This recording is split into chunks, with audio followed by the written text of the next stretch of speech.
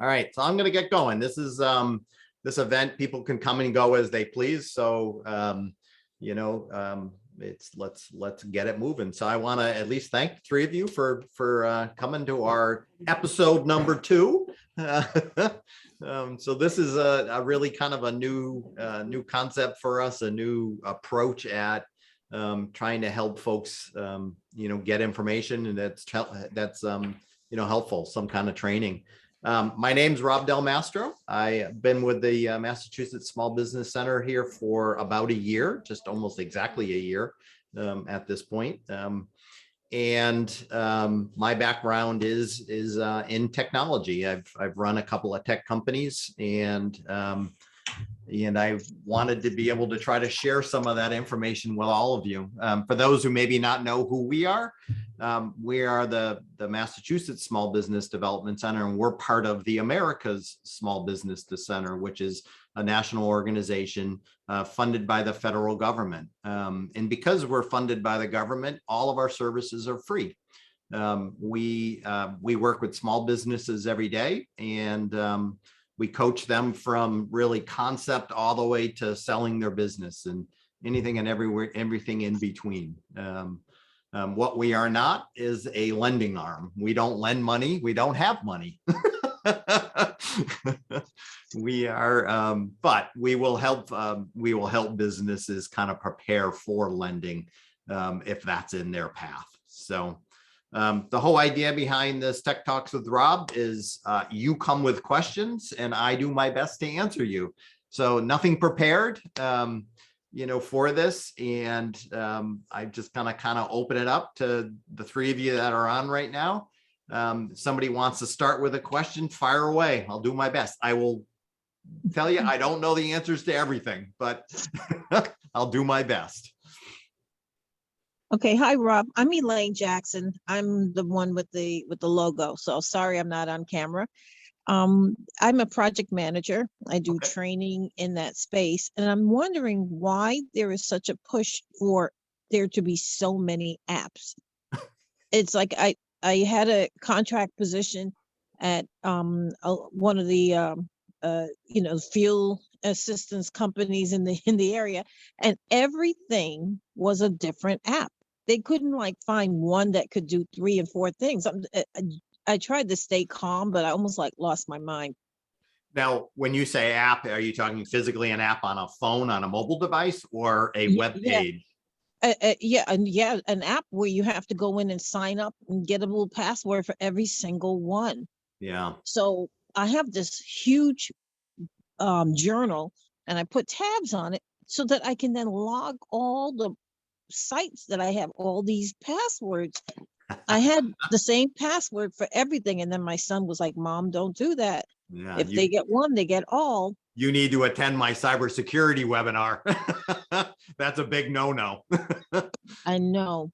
So I'm just trying to figure out what's driving all these apps, the need for apps. At least my opinion on that is, and I've definitely seen that, and I actually fall victim to that as well.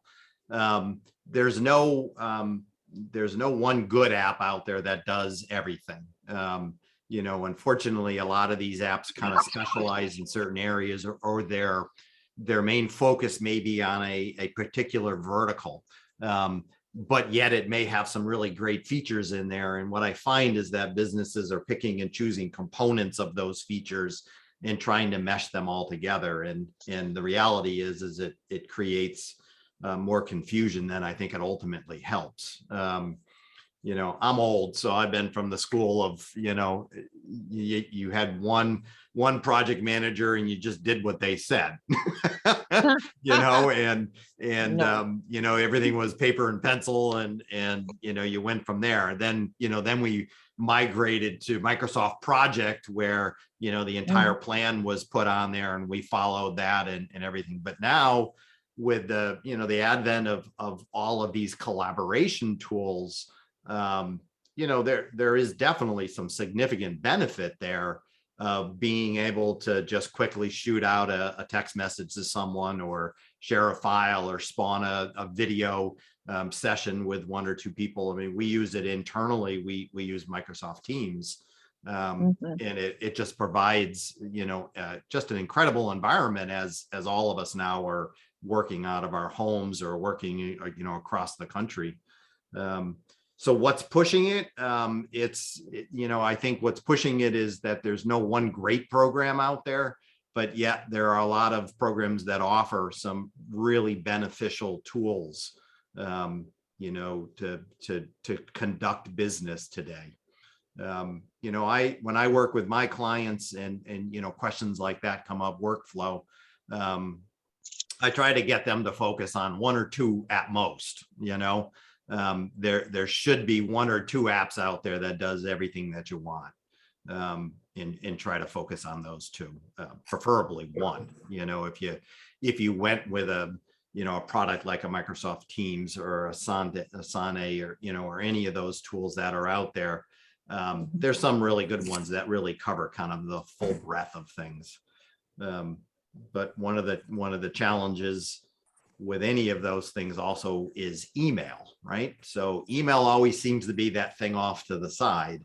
And some apps have done a fairly good job of integrating email into them, but we still do a lot of communicating via email, and that's a component that always seems to be separate and hard to manage, with these tools.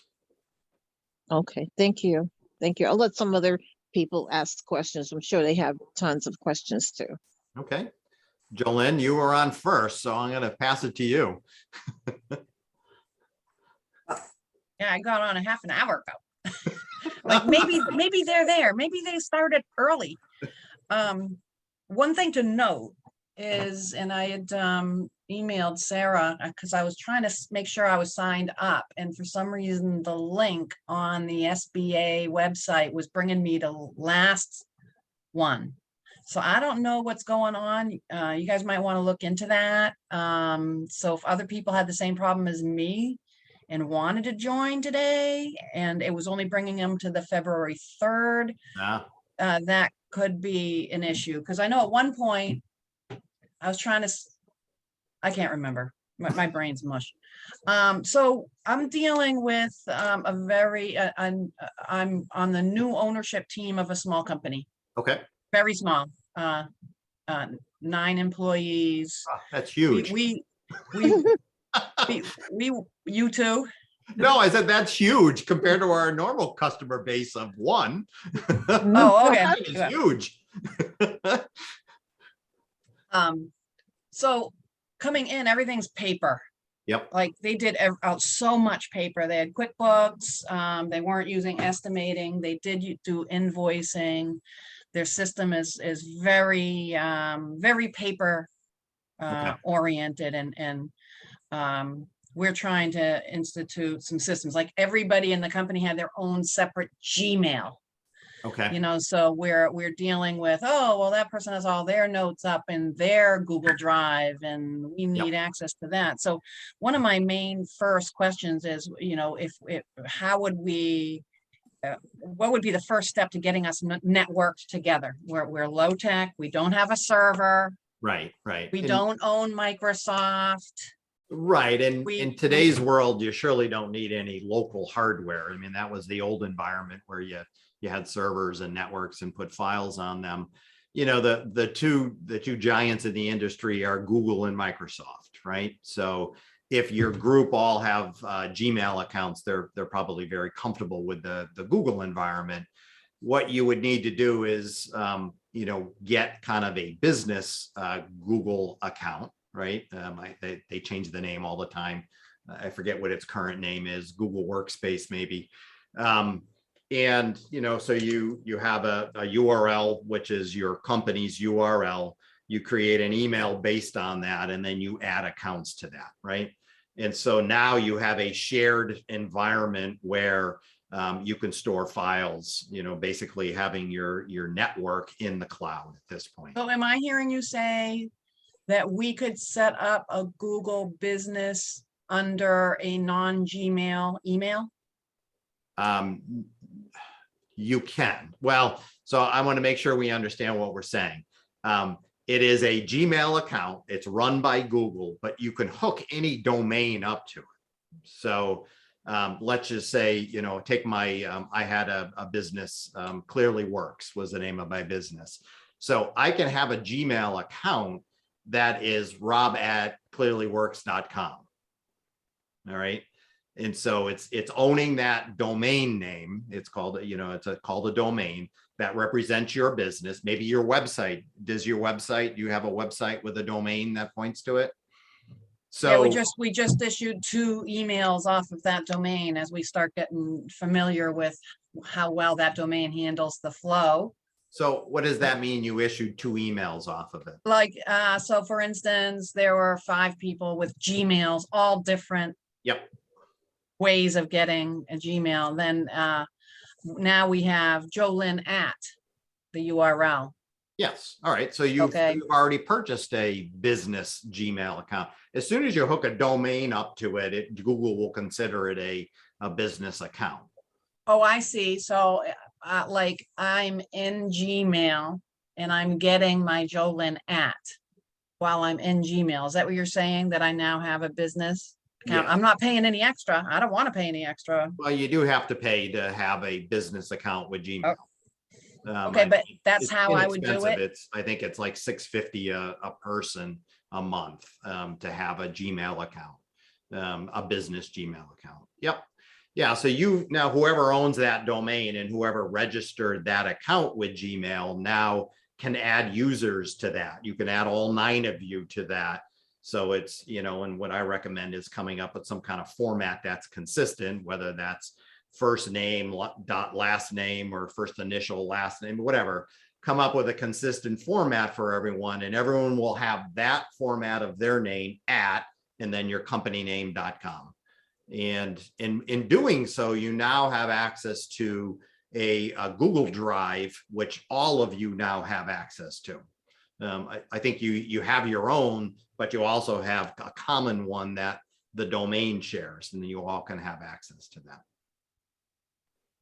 And so in essence, you've created a company network, and it's nice, Right. All right, I'll pass off. I have a couple other small All right, we'll questions, come but I'll back to you. pass off, give somebody else a chance. All right, anybody else with a question? Just a quick comment to Okay. who spoke. Just said, it's really important on the outside world professionalism and having emails that are not AOL and Gmail and so forth. And I keep telling my customers the same thing. It's just, it doesn't look professional. It doesn't look like you're all in your business. Right, I agree with you 100%. Yeah, to speak to what Rob is saying, it's the investments, a tax write-off. I would strongly advise you to do it. Right. And it's a relatively low cost. I tell all my clients, if you've got your company name at gmail.com, that just screams you're a 1-person business. And so, yeah, it just is nice when your email matches your website, and, I would agree with you 100%. All right. Who's got the next question? Rob, I was wondering, this is Elaine. Why are people not reading email? Some of my clients are like, when you send me something, send it to Facebook, blah, blah. And I'm like, wait a minute, I send like 10 or 20 messages in a few minutes, and I've got to send to all the whole group and then go find how to get to it and cut and paste it. Why are people not reading their email? It's important stuff is going in email and they're not reading it. I don't know if I have a real answer for you on that. I can speculate on it. There are a lot of businesses today that run their business from Facebook. So they're constantly on it, and they use Facebook Messenger for almost everything. I'm not a big fan of it. I'm not I just don't believe you can accomplish what you need to accomplish in an email through Facebook Messenger. But the other side of it is people get too many emails. So I mean, Yes. I can't tell you how many emails I get in the course of the day, easily well over 30, 40 emails. And it's hard because you have to work them. You've got to start unsubscribing from, those people who will ultimately get a hold of your email, and you don't want to be with them. You've got to worry about all the cybersecurity issues with email. Is this a phishing email? You know, should I click on this? Should I read this? Should I open it? So I can understand what people get discouraged with email. Absolutely.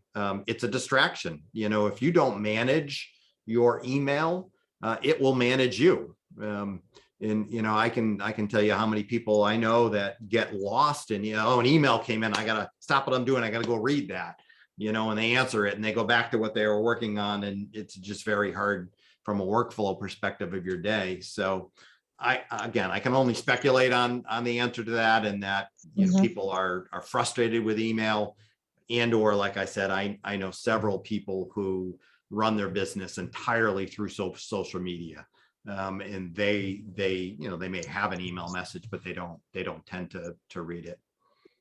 Okay, thanks. It's the world of instant gratification, right? So with you know, instant messenger and Facebook, it's instant, right? You know, they send you something, they expect an answer right away.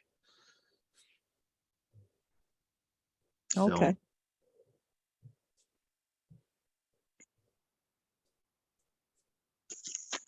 Who's next? I have a follow-up question to Elaine's question. Sure. And, not that I have any, I kind of boycott Facebook in a way. I have a hard time with it. But is there a way, like if she's trying to communicate through email and Facebook, is there a way to add a Facebook address to her email that will communicate to a Facebook? Oh, help me understand that. So for instance, like I know at one point I was able to text a phone through my email by putting in Verizon, blah, blah, blah, the phone number.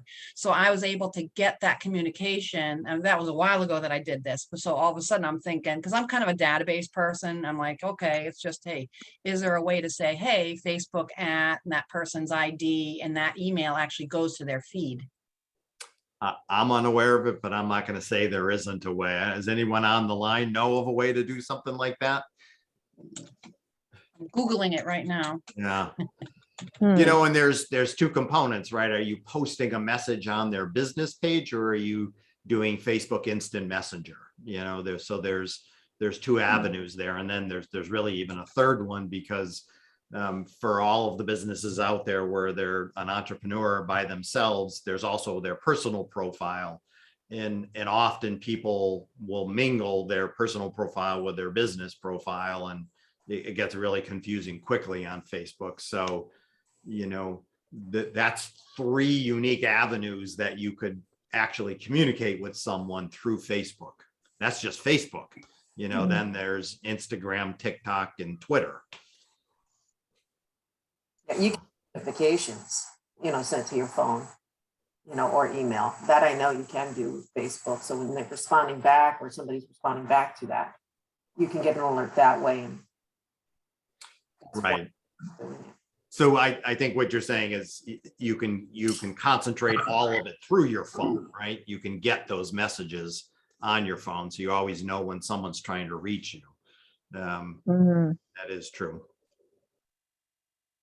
A little overwhelming, but true. Yeah. Yeah. And again, it's a lot of it is about that instant gratification, the expectations. I ran a co-working space prior to coming here, and all of my clients would message me at 12 o'clock at night through Facebook, you know, or through Google, because I had Google messaging turned on. And the expectation is you're going to answer them. You know, hey, they're up. They expect you to be up, and you know, and so it's a very challenging world as a business owner right now. The expectation of instant messages is a bit overwhelming, especially when you start to get large. In my co-working space, I had over 600 clients, and I was the only employee other than someone who sat at the front desk and welcomed people coming in, and that can get overwhelming very quickly. And so you've got to figure out how to manage that, and you've got to turn off, you know, those communication channels that you're not able to respond quickly to. I thought it was the greatest thing that I can go on my Google profile, my business profile, and turn on text messaging, until I started getting messaging at 10 o'clock, 11 o'clock at night. And then Google started rating me poorly because I didn't answer within an hour, to them. So turn that off pretty damn quick.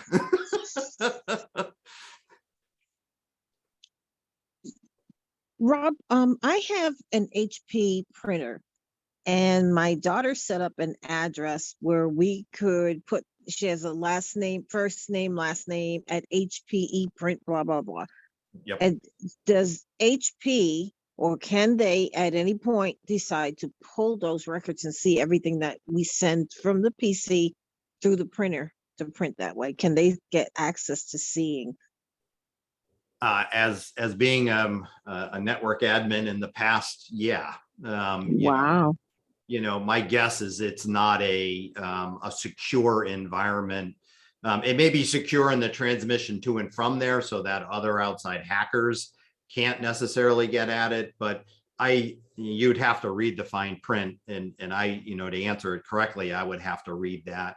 But I'm guessing that it is not following any compliance, as far as protection goes. That's sad. And that doesn't mean that somebody's out there watching your stuff all the time. It just means from an administrator's perspective, they tend to have access to the back ends and are capable of seeing that kind of information if they wanted to. Yeah, but a lot of the back end work, companies are delegating outside the country. They are. Yeah, And absolutely. people outside the country do whatever they want Yep. because it's very hard to prosecute when they do wrong.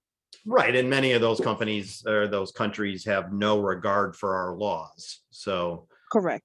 right. So I can tell you all kinds of, I came from the software development world, and, when there was that great push to send everything overseas, I can't tell you how many of those overseas companies stole the code and published it themselves. Wow. Yep. Sad. Well, it's crazy. I mean, it's a wild west out there.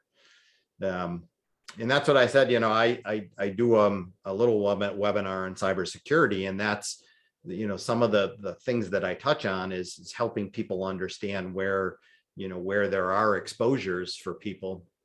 It's all over the place. We all have, these fabulous devices in our house, they're fun. And if they're convenient, I speak to my Alexa device and I say, turn on the lights, or I say goodnight and she turns off all the lights for me. That's awesome. But we all have to understand that in this connected world, those are all entry points for access to our information. The best example is the Ring doorbell. Ring, when it first came out, it got hacked immediately. And people were gaining access to local people's homes networks through the Ring doorbell. And so, understanding, and I know I have an advantage because I come from a technical background, but understanding this connectivity and this access is important for all of us today, especially now that we're all working out of our homes. So we're starting and running our business from our home. And we're sitting next to these devices that, have exposure. Well, if we haven't isolated them off to a separate network in our house, we're leaving ourselves open to cyber attacks. And if we're running our business out of our house, then, your business is now susceptible to that. Mm. What do you mean by a separate network? Like, some of the routers that are provided to us by our cable companies, and I would assume most of us are running cable in get our internet via cable companies. They allow you to create what's called separate networks. And the way the technology works is, so you have one Wi-Fi, we call one Wi-Fi network automation, right? And you put your Alexa device, your Blink cameras and your Ring doorbells on those, but you have your own network, your own Wi-Fi that you log into. And if the technology that's been provided to you is good technology, the two shall never meet. It's called a firewall that blocks access from one to the other. I don't necessarily trust the cable companies that their product is doing what I want it to do. So in my house, I have what's called a firewall. Actually, that's what its one sole purpose is to segregate networks and provide another layer of security. So I have a ton. I'm a tech geek, so I got a ton of these devices in my house. I can tell you almost every light bulb in my house. I can command it to come on and off with a push of a button on my phone. But that's exposure, and I've now created a separate network for my my tech stuff in my house. I've through my firewall, I've actually limited its capacity that it can use. So if a hacker were try to get in it, I mean, they're going to be restricted to almost no bandwidth on the network, and there's no way they can get to my laptop that I'm using in my house. So that's all part of the cybersecurity world, and it's a bit technical, but we should do our best to segregate off all of these fun devices we have in our houses, because they're just such targets for hackers to get at. You have a flow chart that kind of shows, you've got your cable coming in, you got your router, and what that firewall looks like to a layperson like me, who I'm like, okay, a firewall, I don't know what the heck you're talking about. I have a like a computer security bit defender on my computer. I have it as a VPN, Right.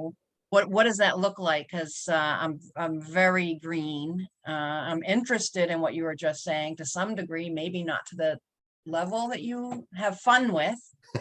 I don't mind getting up and turning off the light, the switch. But I do worry about the security. But I feel like I'm incapable of being able to say for sure I'm safe. Right. It's unfortunately it's not kind of plug and play, like the Blink cameras are. You just basically load your phone app and you it walks you through how to do that. Setting up a firewall goes way beyond that. I do have a diagram. That's what I'm actually looking for, if it looks like I'm not paying attention. Let's see.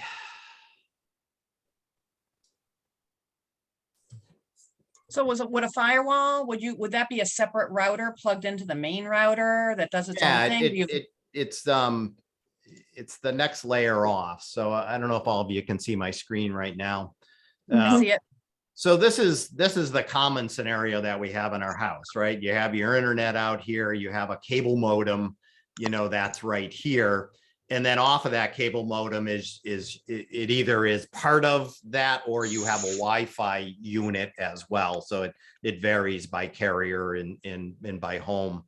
But we're all connected to that Wi-Fi device, right? Our Alexas, our Ring doorbells, our Blink cameras, they're all connected to the same network, and we point to it. We'll all point to the same thing. So if somebody hacks your Blink camera, they then have access to your laptop. Now, to your point, Jolene, you have protection on your laptop, right? If you're using a VPN the VPN doesn't protect your laptop. That just creates a channel to where you communicate on the internet.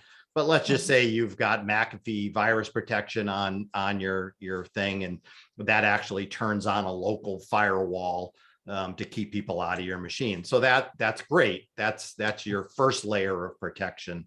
But there are obviously ways around that, and that's why we get Microsoft patches, every week. It's because someone's found a hole in Microsoft somewhere. The scenario that I was talking about looks like this. So you have your internet coming into a cable modem. Off of that cable modem, we plug in a firewall.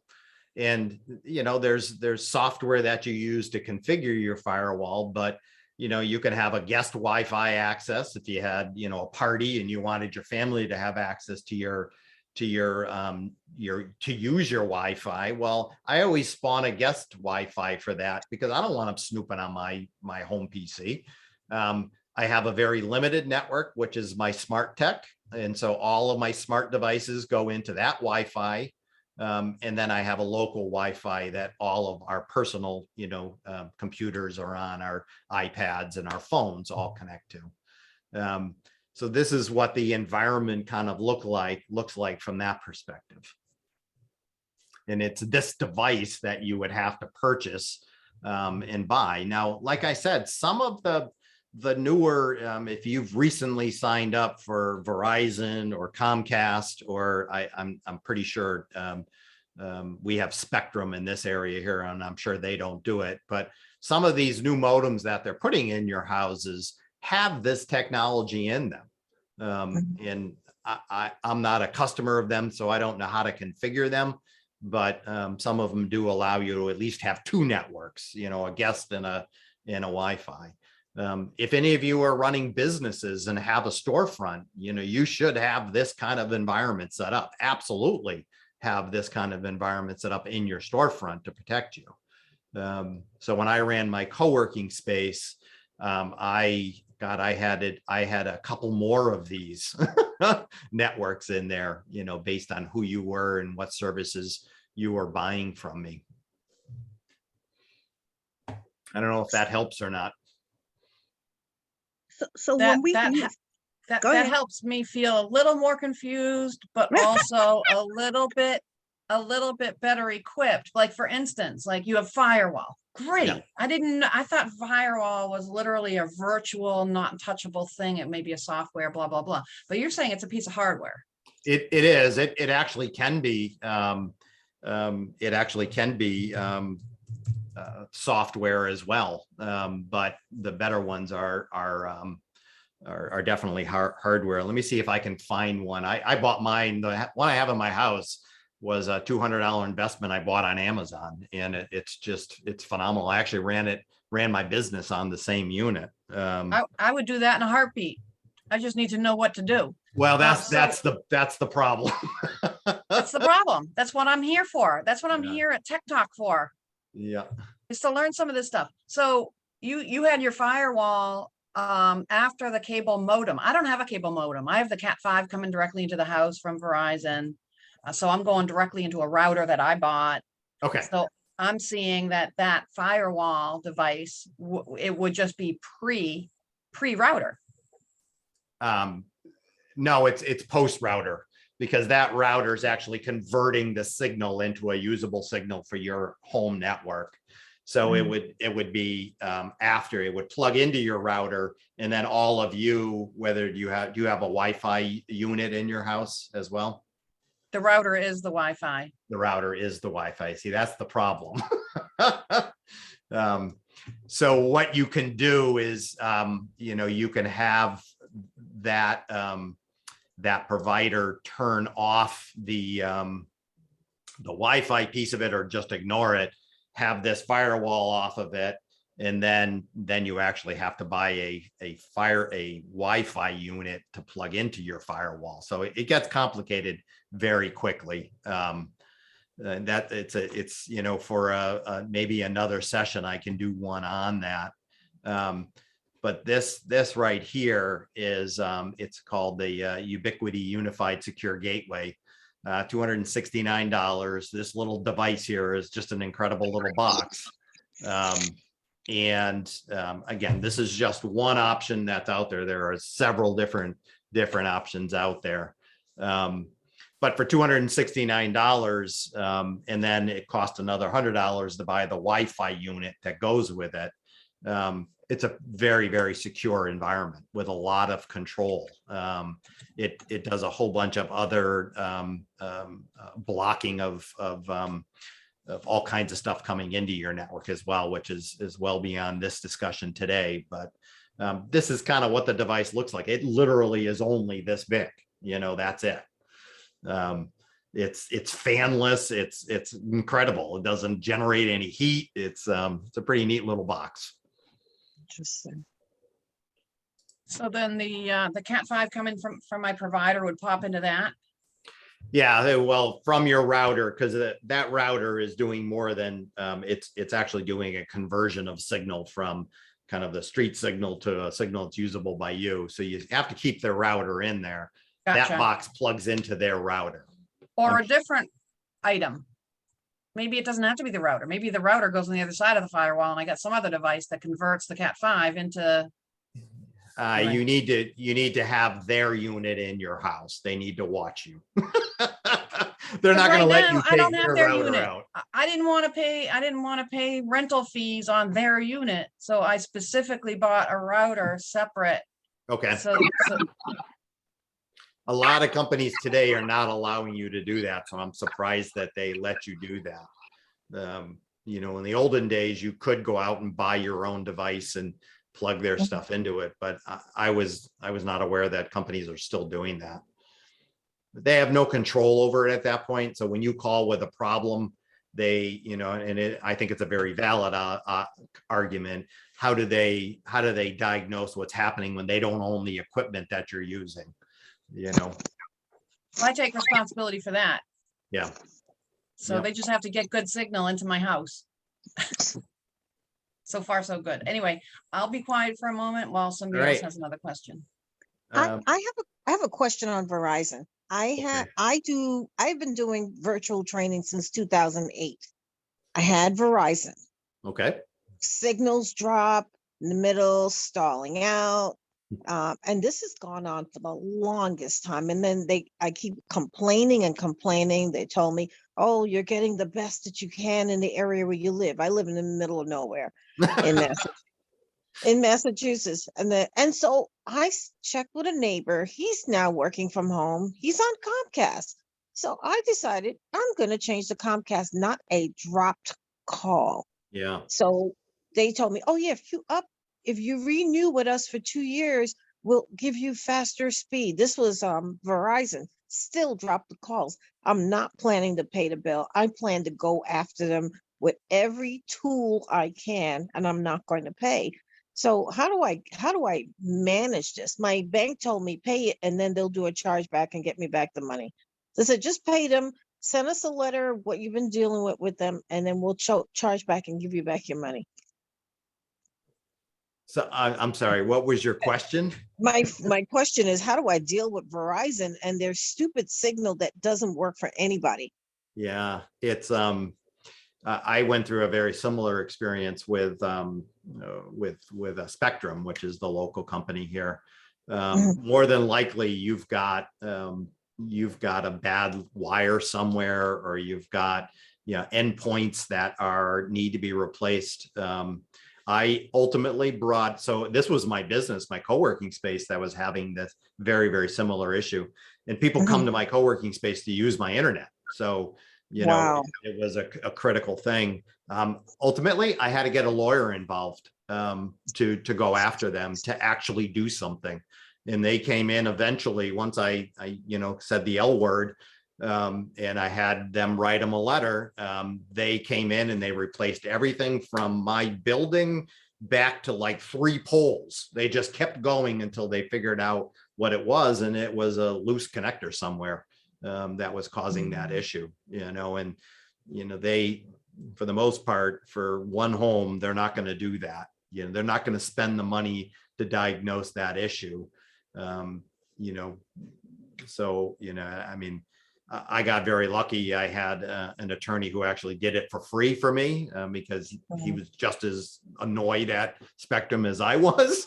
But that was the only way I was able to move those big giants. I'm going to get them because I'm not paying.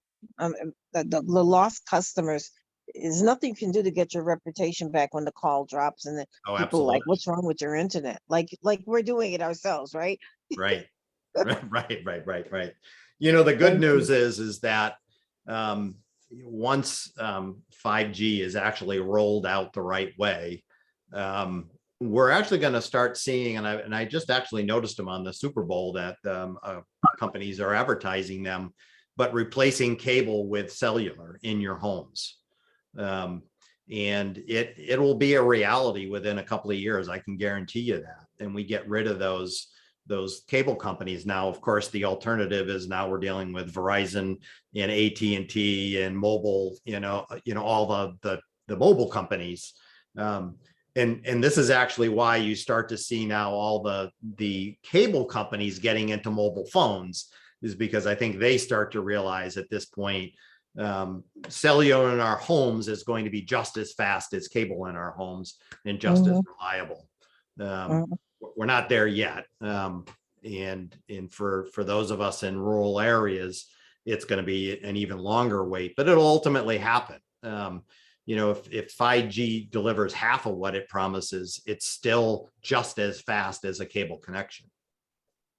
Okay. I have one last question. Can you explain to us, and I'm sure the others need to know this too, when you're on a call, like right now, there's a feather thing, something that looks like a feather that you can put on your microphone so that other people can be talking in the same room, but the sound doesn't get to the microphone. It's something that keeps, like if you're walking, the wind won't be heard into the phone. It's something that you put near your microphone. Do you know what that is? Is it a physical microphone, or are you talking about something else? A physical something. It looks like a piece of feather or something. It's supposed to attach near your phone. And then if other people are talking in the same room, you could have background noise and the people on the call won't hear you. They will only hear your voice. I am unaware of that for, you know, for your phone. You know, Okay. I don't know if you can see it, but I have. Yeah, like Yeti. Yeah, this is this is a Pfeiffer, but it's similar to the Yeti. But you know, this technology, you know, I've got my settings set on so it only receives signal coming directly at it. So somebody could be yelling behind it and it won't pick them up. There are microphones that do that. Oh, okay. Okay. That have that technology. You know, your phone doesn't have that technology. Okay. But I mean, it's FINE, you know, very inexpensive microphone, but it does a fabulous job. And this one has the settings of, you know, either a direct signal, or if you're doing a podcast with someone, I can do a setting so it picks up behind it and in front of it. And then if you're in a group, if you plop this in the middle of a conference room, it has a setting that then picks up surround sound, you know. So, you know, for, you know, I think I spent $60 on this microphone. It does all of those things for me. And it's hopefully my sound sounds very clear to you folks. It works very well, much better than the, you know, the microphones that come with the cameras, you know, that are on your PCs. You know, I'm on Zoom all day. You know, for the past year, I do 5 or 6 Zoom calls a day, and so having a microphone that was good was important. We have paper thin walls here, so when my coworker's talking next to me, without something like this, you'd be able to hear him. Okay. Okay. Thanks. Yeah, sure. So I'm intrigued by the person whose name is G. Who has joined. Oh, sorry. I was in another meeting, so I came late. I'm so sorry.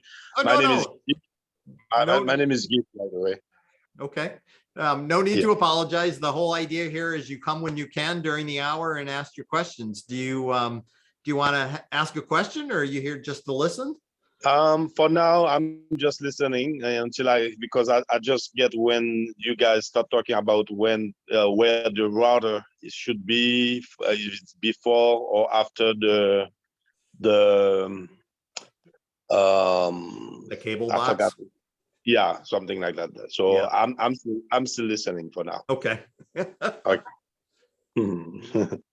Rob, do you have a service that we all can tap into and send questions, or is that work group a question group that we can all join in with you, pay a fee to have access to information? You mean information like what we're talking about today? Yeah. Well, we are unable to charge anything, so everything we do is free. I've actually contemplated having workshops. We don't necessarily do actual workshops where you folks, I give you work to do while you're on. We do webinars all the time, and those webinars are free, and we pick topics for them. So I've done webinars on SEO, on developing a website, on cybersecurity is the one I've been doing a lot of lately.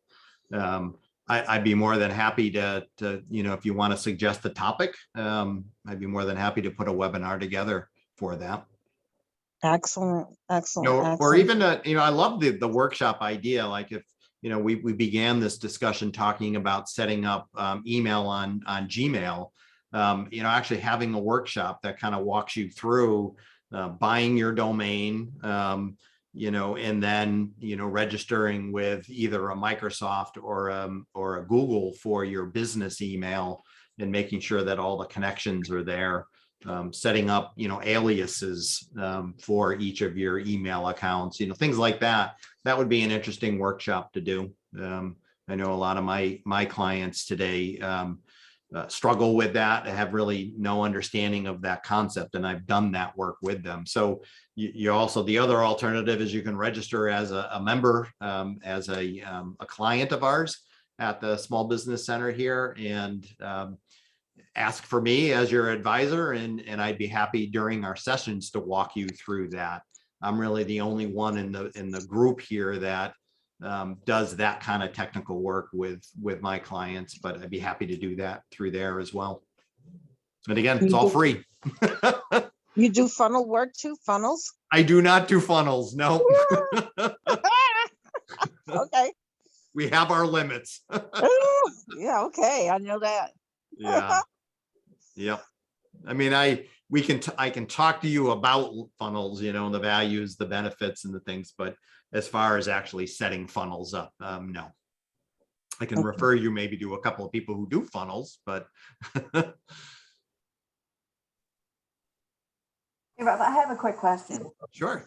For the life of me, I've been using Excel for contact management. I work with Salesforce and a few other type of interfaces. They get to be too much what I need, and just doing a pivot chart on top and being able to filter that way seems to fit the bill.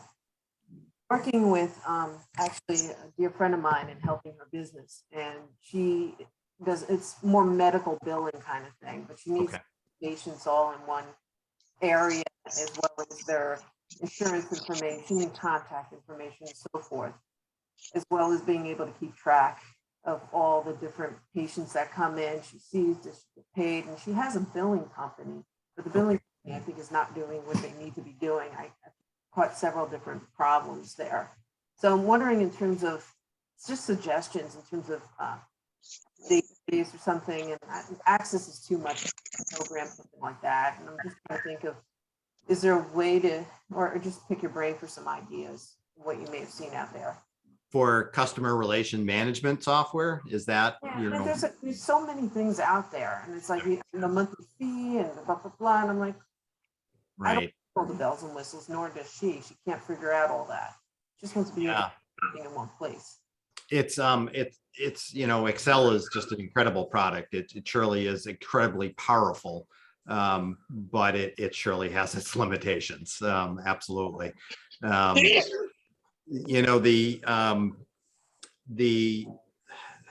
It's hard to say. There are programs out there like I don't know, I'm trying to think of what some of them are, like a HoneyBooks, or some of the accounting software that's out there that allows you to do invoicing and customer relations management, and they have like QuickBooks obviously has the added advantage of all the accounting components of that. I know many clients who will use tools like that to manage the business, all the way up to a product like Thrive. So Thrive is a platform that as a small business, God, you could do almost anything out of there. You have customer relations management, you have your billing out of it, you can do social media marketing out of it. I mean, it's just an enormous platform, expensive, obviously, for anyone to use. I think it's a couple of $100 a month to have that service. But when you start to cobble together all of the tools that you need, and like you said, you may use one piece of software over here to do this, and another one over here to do billing, and another one over here to do your marketing, your constant contact, say, to market to these people. It gets overwhelming. and your lists don't match, and it becomes a huge task now to manage that. I don't have a great answer for you, other than I know there are a ton of packages out there that try to wrap all of this stuff together. Some of them are very industry focused, so like Etsy is one of those, right? It's an environment for people to sell their wares on, and it has all kinds of customer relations management tools on it. It does all the billing for them, but that's very hyper focused towards that, that path. I don't know. We believe it or not, we struggle with that here in this office. We are using a software package that was developed in the 90s. It looks like it was developed in the 90s, and it's a horrible CRM package. And for me to manage, through the course of the year, I'll work with, 300 clients. And for me to manage that relationship is almost impossible. And so I've been struggling with the same question. What tool out there can I use to help me with that?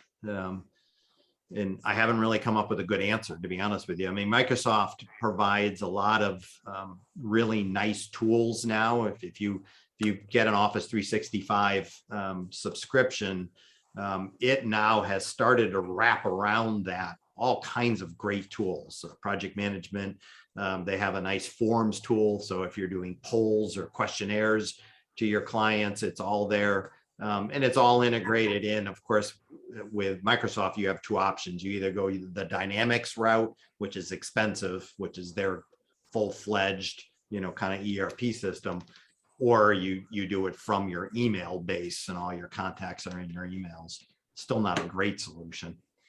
Yeah, I have Office 365 and Yeah. it does have some stuff, but I was hoping Outlook would have a little bit more of a robust contact management.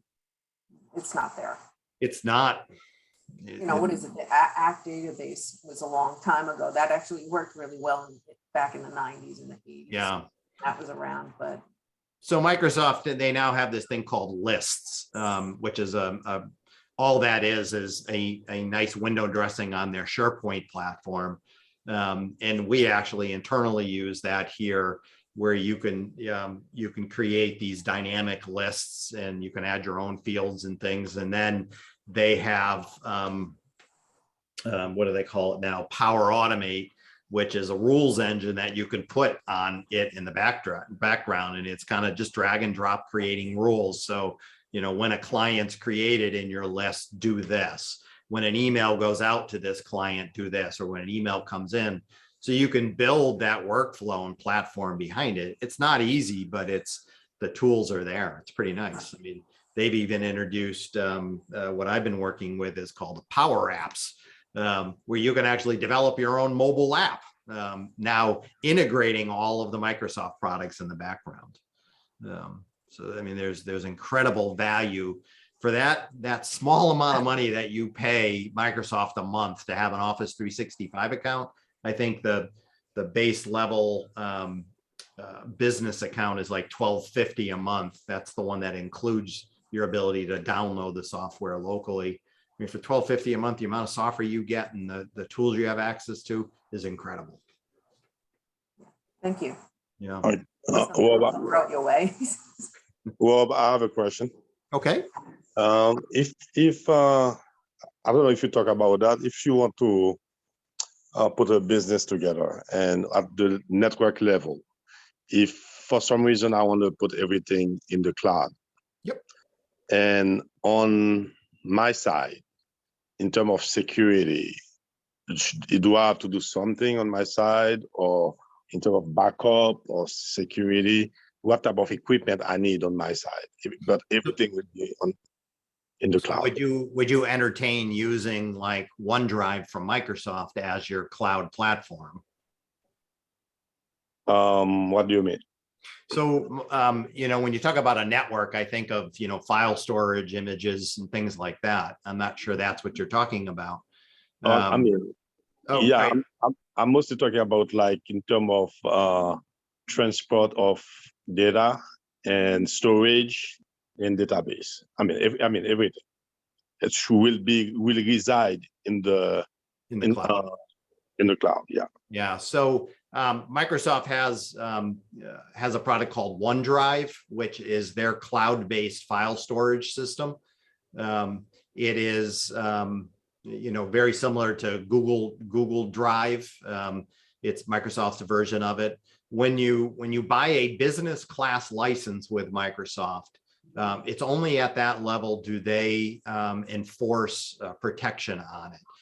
So it actually is compliant on many different levels. Microsoft will actually provide you all of the documentation you need. If your industry requires, like from a SOX compliance, you have to show that your data is protected and secure. Microsoft will actually provide you with all those documents. So once you buy a business class version of Office 365 business, they have many platforms and levels, but one of their levels, if you start to store all of your information on their OneDrive cloud, it is all protected. Your emails are encrypted end to end. They provide you with a bunch of good stuff. Google claims that theirs is also protected, though they will not provide you the documentation you need from a SOX compliance. So I worked in the insurance industry for many years and fell under many regulations. Microsoft was the only platform we could use because they provided that level of documentation. It's not easy getting it out of them, but it is there. It is available. So now, sorry. Go ahead. So now this is at the cloud level. How about in the local office? What should I have? What should I get as equipment? Are you a Mac environment or a PC environment?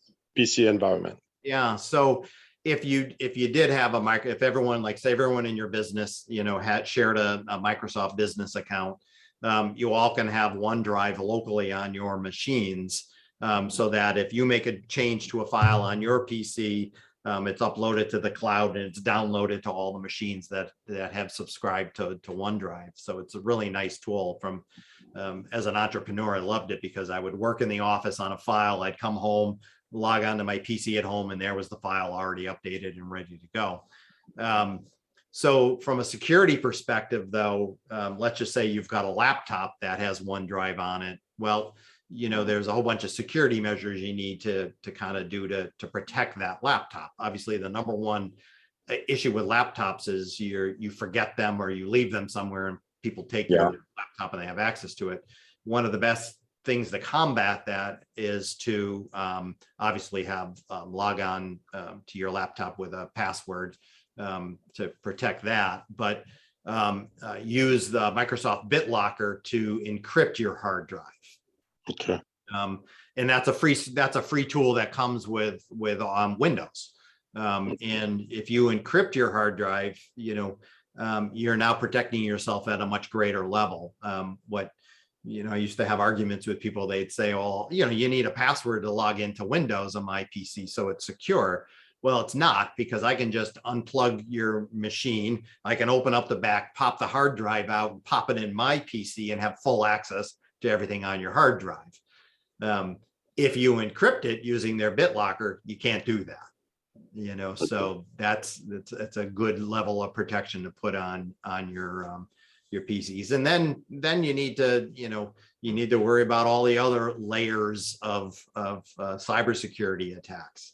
If you're reading your email on your PC or your laptop, you got to be careful about phishing attacks, where you may click on something and it embeds something on your system. So, many will argue that virus software is no longer needed, that Microsoft Defender and their firewall is all you need. I'm not an expert enough to argue that point, but my point has always been I think I pay $50 for a 5-user license for McAfee. I feel much more comfortable that I have another layer of protection on my machine for a small amount of money. Now, I also back up all of my stuff. I'm still old-fashioned in that sense. So even though Microsoft, if you have your stuff in the cloud, Microsoft does not guarantee you a backup version of that. So if you accidentally delete a folder, and you don't think about it for X number of months, because I think Microsoft will keep stuff out there, and same thing with Google, for a couple of months, and then after a couple of months, it's no longer available. If you delete something and forget about it for a couple of months and then look for it, you can't get it back. Microsoft's not going to restore tapes from 4 months ago. Yes. So I use a product called Idrive that backs up my entire hard drive every night. It only backs up what's changed. And that includes my Dropbox folder, my OneDrive folder, and I think that's all I'm using at the time right now. Is it a piece of software, or it's a device? No, it's a piece of software, and it's Okay. it's backing my backup up to the cloud, and it does guarantee me that it's going to be there when I delete it. And it stays on my platform until I physically say I no longer need this anymore, Okay. and remove it from That's there. good. And it Perfect. also keeps, I think it keeps up to 12 versions of every file that I have out there. And so it's a nice tool. It literally runs in the background. I never think about it. It just happens. And on that rare occasion that I need it, it's there. And so I use a product called Idrive. There are numerous versions and software out there that do that. And, it's got a full 256-bit encryption on it. It's not only God, you need to have a login, a password. You need to have the 256 character encryption key to unlock it and get access to it. And then it has multi-factor, authentication. So it's pretty secure. It takes a lot to get at your stuff, but I like it. I'm comfortable with it. And it's worked very well for me. Okay. I mean, one last question. Like, I was thinking about using QuickBooks, but it looks like if I'm using Microsoft 360, I don't have to use QuickBooks, right? Well, two very different things. QuickBooks is an accounting package. Isn't it Microsoft 360 come with that package as well? It does not. No. Oh, No. it does. No. Okay. They have a product called Dynamics, but that's more of a CRM. That's really not an accounting package. So no, QuickBooks is the number one accounting package out there. I'm not going to say it's the best out there, but is the number one used accounting package out there, and that's where you track your income and expenses. You create a chart of accounts. It's got a ledger. You can do invoicing out of it. It's purely an accounting package. Okay. All right. Thank you so much. I'm just trying to learn it now. So Yeah, it's we do webinars on QuickBooks. So if you keep looking at our site, there we I don't know, Sarah, what do we run them? Probably once every other month we'll do a QuickBooks webinar. Yeah, the QuickBooks is pretty regular. I'll drop the link in the chat for our training where all the trainings are listed. Okay, that'll be great. okay. Thank you so much. I do notice it is we've come up on our hour. So I am running these tech talks the first and third Thursday of every month. It's the same link. So you can just connect to it and come on in and ask your questions. Okay. So Sarah just dropped in the chat a link to our that's to our events. Okay. Anybody have suggestions on how we can do this different to make it better? I'm always open to to hearing ideas and things. I appreciate you guys coming. This is kind of the intimate environment I was looking for. I'm not looking for 50 people to come on and and chat. I'd rather just have a handful and be effective that way. No suggestions on my part. I'm new, but I enjoyed this. Thank you so much. Thank you. Yeah. Yes. Me too. All right. Yeah, thank you, Rob. I appreciate that. And also the questions that everybody posed today, served today. All right. Well, thank you. All right. So I think that's it for today then. I appreciate all of you coming, and maybe I'll see you in a couple weeks when we do the next one in March. Yes. All right. Thank you. All right. Thank you Thanks, very Rob. much.